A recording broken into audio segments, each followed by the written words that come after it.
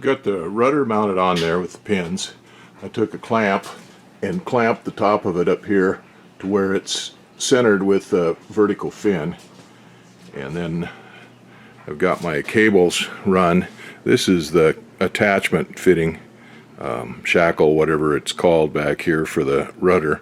And you see it's got several holes in it so you can adjust the cable tension on the rudder. That way I'm going to adjust it for the farthest out hole and have it tight enough for that, so that as the cables slacken up or loosen up, we can always move it to another hole. And so I've got a thimble in there, and I've got a neoprene sleeve put on there. I've got it pulled tight right now and clamped with vice grips, and the cables run down through. I've got these other fair leads that I put in.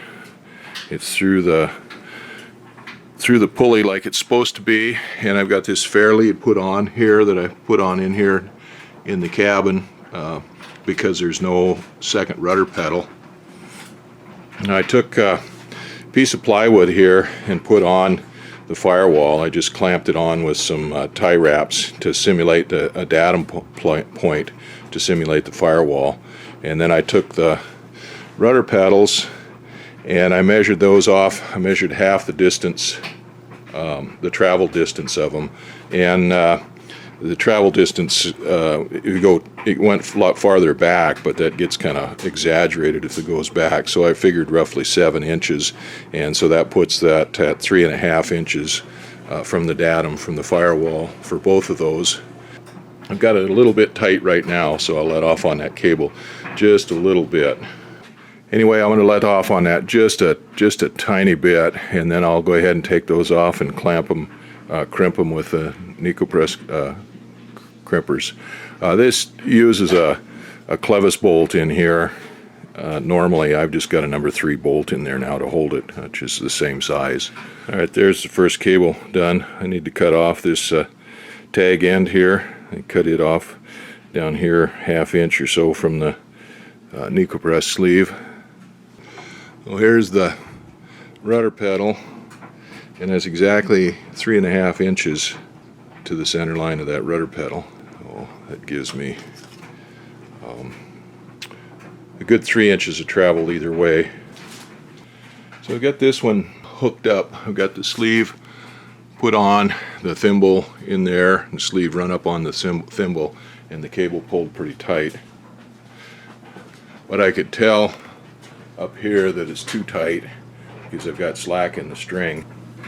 I'll measure that, and I've got 4.5 inches of rudder play there, pulled on the rudder there from the datum, so I know that's pretty doggone tight, so we'll go loosen it back up.